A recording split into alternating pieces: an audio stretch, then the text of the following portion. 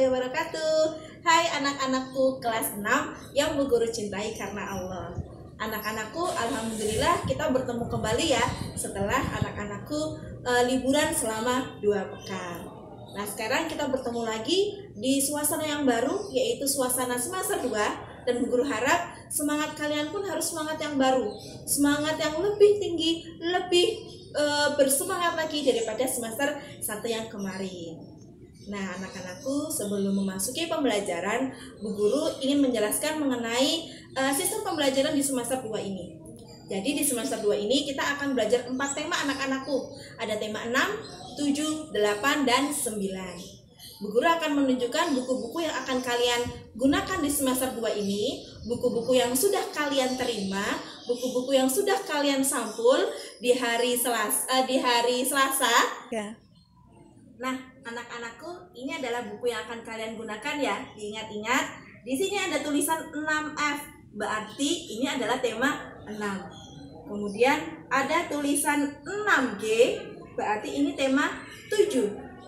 Kemudian ada tema H, berarti ini tema 8. Dan yang terakhir adalah ada tulisan 6I, berarti ini adalah tema 9. Sudah lengkap ya keempat tema yang kalian terima dan yang akan kalian pelajari. Nah, kemudian anak-anakku di kelas 6 ini kita memiliki 3 jam mata pelajaran tematik, yaitu di hari Senin, Rabu, dan Sabtu. 3 hari itu kita harus menyelesaikan keempat tema ini nih anak-anakku. Otomatis anak-anakku harus giat mengikuti video-video pembelajarannya. Selain giat, anak-anakku juga harus siap ketika Bu Guru mempercepat materi-materi yang disampaikan karena kita hanya memiliki 3 jam dalam seminggu.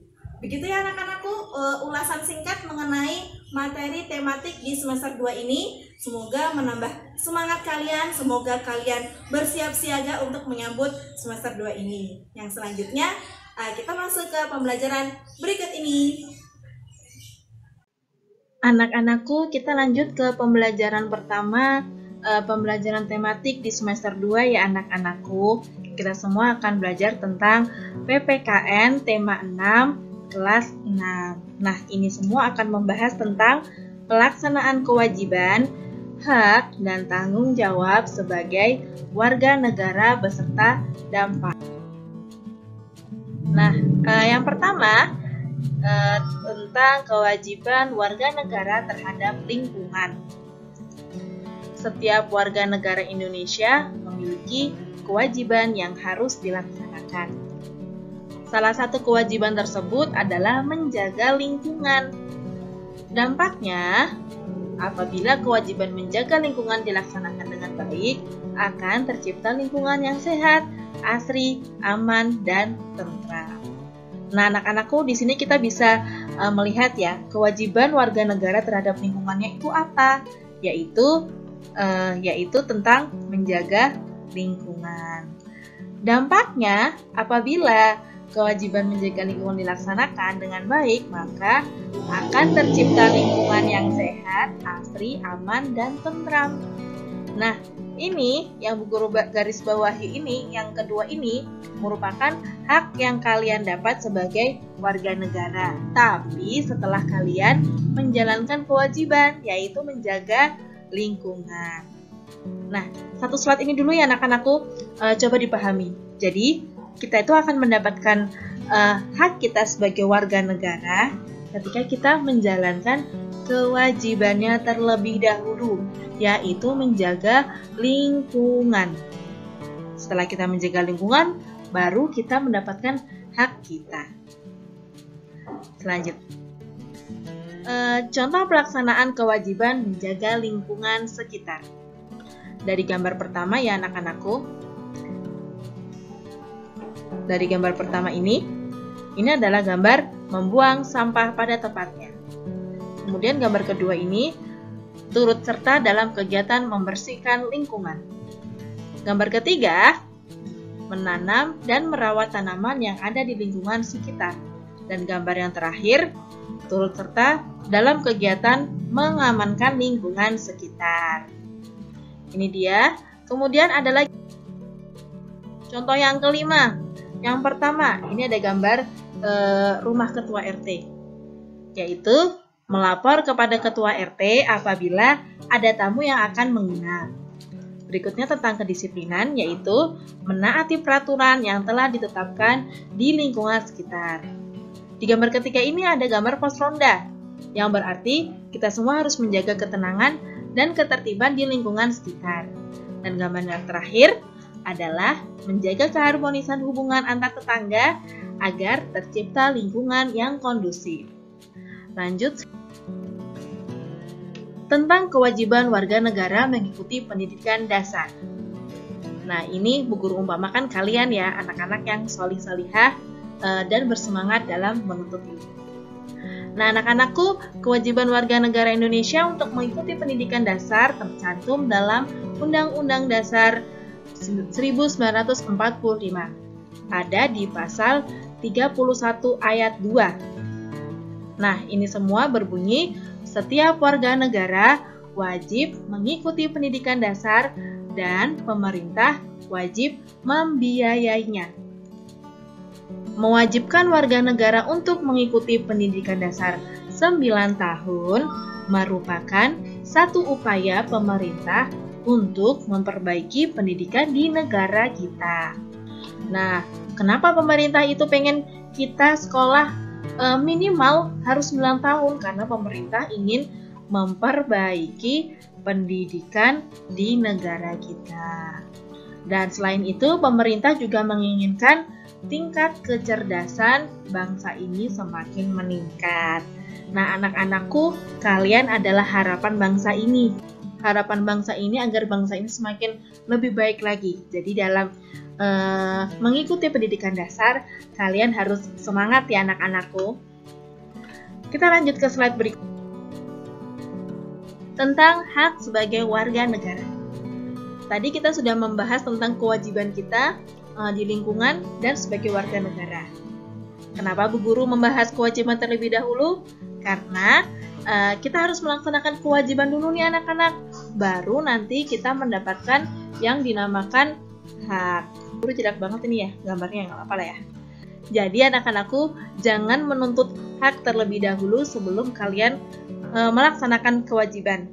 Harusnya kalian sebagai warga negara yang baik melaksanakan kewajiban terlebih dahulu, baru mendapatkan hak sebagai warga negara. Lanjut. Seseorang memiliki hak untuk melakukan kegiatan atau perkumpulan yang tidak bertentangan dengan undang-undang. Banyak hak yang dimiliki oleh warga negara Indonesia. Hak warga negara Indonesia ditentukan dalam pasal-pasal Undang-Undang Dasar Negara Republik Indonesia tahun 1945. Tentang bentuk hak warga negara Indonesia. Yang pertama adalah hak untuk memeluk dan menjalankan agama yang mereka yakini. Dan seperti yang kita tahu, Indonesia itu memiliki 6 agama yang diakui. Nah, dalam menjalankan 6 agama ini, setiap warga negaranya juga harus saling menghormati satu sama lain agar terciptanya suasana yang aman, damai, dan tentram. Selanjutnya, hak mendapatkan pekerjaan dan penghidupan yang layak. Artinya, sebagai warga negara Indonesia, pantas untuk hidup layak dan memiliki kebebasan melakukan usaha dalam mencapai kekayaan hidup. Nah, di sini ya anak-anakku, kebebasan melakukan usaha. Jadi, apabila kalian ingin memiliki cita-cita sebagai pengusaha, negara Indonesia itu sudah menjelaskan di Undang-Undang Dasar bahwasannya kebebasan melakukan usaha adalah salah satu hak kalian sebagai warga negara Indonesia. Lanjut ya, yang poin berikutnya, hak memperoleh pendidikan dan pengajaran.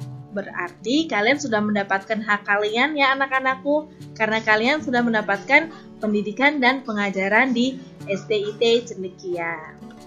Nah, setiap warga negara memiliki hak untuk menerima pendidikan secara baik, mengembangkan ilmu, dan mendapatkan pengajaran guna mencerdaskan kehidupan bangsa. Selanjutnya, bentuk hak yang selanjutnya nih anak-anakku, yang poin 4. Semua warga negara Indonesia memiliki kedudukan yang sama di mata hukum. Ini Bu Fitri sedikit bercerita. Jadi apabila ada seseorang yang memiliki jabatan tinggi, kemudian dia mencuri ayam tetangga nih, yang satunya dia bekerja sebagai petani, sama-sama terkena kasus mencuri ayam. Nah, si pejabat ini dan petani ini akan mendapatkan kedudukan yang sama di mata hukum. Jadi, hukum itu tidak memandang kita semua berasal dari golongan yang mampu, sedang, ataupun kurang mampu. Di mata hukum, semua dari kita memiliki kedudukan yang sama. Itu semua sudah diatur di Undang-Undang Dasar ya anak-anakku. Lanjut hak yang berikutnya, ikut serta dalam upaya pembelaan negara. Nah anak-anakku, ketika negara kita dijatuhkan ataupun dihina oleh negara lain, maka hak kita adalah untuk ikut membela negara kita tersebut. Agar apa Bu Fitri? Agar negara kita tidak kehilangan harga diri dan kedaulatannya. Negara kita tuh sudah pernah dijajah oleh Belanda, Jepang, Inggris, Portugis. Nah, tapi akhirnya negara kita berhasil membuktikan sebagai negara yang merdeka dan berdaulat.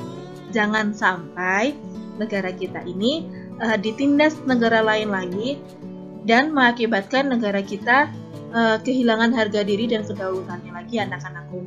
Jadi kita sebagai generasi penerus kita harus berusaha untuk menjaga harga diri dan kedaulatan negara kita. Hak berikutnya adalah tentang berserikat, berkumpul, dan mengeluarkan pendapat. Nah, di sini Bu Guru akan menggarisbawahi mengeluarkan pendapat. Nah, anak-anakku, ternyata mengeluarkan pendapat itu adalah hak kita sebagai warga negara Indonesia loh.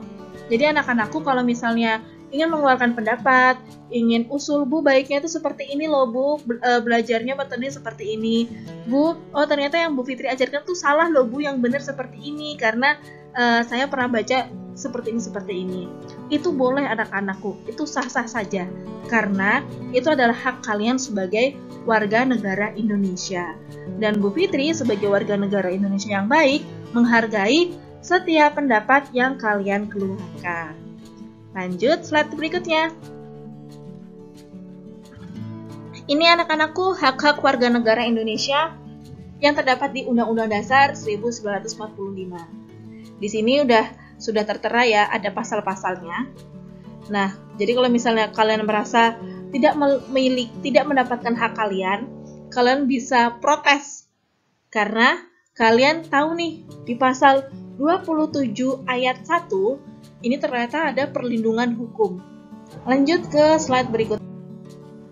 Tentang contoh pelaksanaan tanggung jawab sebagai warga negara dalam kehidupan sehari-hari. Yang pertama, memahami dan mengamalkan Pancasila dalam kehidupan sehari-hari. Yang kedua, menjalankan tugas dan kewajiban yang dibebankan negara kepadanya dengan penuh tanggung jawab. Yang ketiga, menjadi teladan bagi rakyat dalam bertindak sebagai negarawan yang arif dan bijaksana. Yang keempat, bagi para pelajar, ini bagi para pelajar, ini bagi kalian ya anak-anakku, dilaksanakan dengan belajar giat untuk meraih cita-cita guna mewujudkan warga bangsa yang cerdas. Karena tadi di awal kita sudah membahas kenapa kita harus belajar 9 tahun, karena pemerintahan Indonesia memiliki cita-cita untuk mencerdaskan kehidupan bangsa. Kemudian yang terakhir adalah cerdas dan cermat dalam bertindak dan mengambil keputusan. Kita lanjut ke slide berikut. Ini anak-anakku ada pelaksanaan tanggung jawab sebagai warga negara, kemudian ada dampak yang ditimbulkan. Mulai dari pertama, melaksanakan kewajiban membayar pajak. Nah, akibatnya apa nih yang ditimbulkan? Berlangsungnya pembangunan bangsa. Jadi anak-anakku, pembangunan bangsa Indonesia ini dananya berasal dari pajak yang orang tua kalian bayarkan.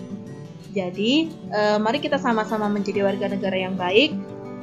Mari kita menjadi warga negara yang taat pajak dengan membayarkan pajak agar kita juga bisa merasakan pembangunan bangsa Indonesia yang lebih baik lagi.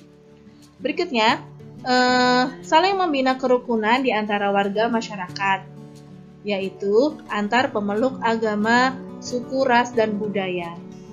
Nah, seperti anak-anak tahu nih, Indonesia itu memiliki agama, suku, ras, dan budaya yang banyak sekali. Dan kita memiliki tanggung jawab untuk saling menjaga kerukunan. Dampaknya, tercipta kehidupan masyarakat yang aman, damai, tentram, sehingga negara kita akan semakin kuat. Yang ketiga adalah mengembangkan sikap kekeluargaan dan gotong royong. Dengan gotong royong nanti dampak yang dihasilkan sama seperti tadi anak-anakku. Tercipta masyarakat yang aman, damai, tentram, sehingga negara akan semakin kuat. Nah, poin 4 dan 5 tentang sumber daya alam. Kita memang memiliki hak untuk memanfaatkan sumber daya alam, tapi jangan lupa untuk tetap menggunakan sesuai kebutuhan dan tetap melestarikannya. Karena apa? Generasi mendatang juga berhak mendapatkan hak yang sama seperti kalian. Dampak yang ditimbulkan apa nih? Yaitu sumber daya alam menjadi terjaga. Nah, guru review tentang pembahasan kita hari ini tentang kewajiban, kemudian ada tentang hak, dan ada tentang tanggung jawab. Bu Guru ulangi lagi, kewajiban itu wajib kalian laksanakan terlebih dahulu, baru kalian nanti mendapatkan hak kalian sebagai warga negara. Nah, dalam menjalankan kewajiban dan hak ini, kalian harus menjalankannya secara tanggung jawab. Kenapa harus bertanggung jawab? Agar sesama kita, sesama warga negara Indonesia akan tercipta suasana yang aman, damai, sejahtera, dan yang akan menjadikan negara kita menjadi negara yang kuat. Begitu ya anak-anakku tentang muatan PKN di tema 6 ini. Semoga anak-anakku dapat mengambil pelajaran dari materi ini, kemudian diterapkan di kehidupan nyata, dan semoga kita semua bisa menjadi warga negara yang baik. Sekian dari Bu Fitri. Jangan lupa untuk menjaga kesehatan, patuhi protokol kesehatan, tetap beribadah dengan giat, dan sampai ketemu di pertemuan virtual berikutnya. Assalamualaikum warahmatullahi wabarakatuh.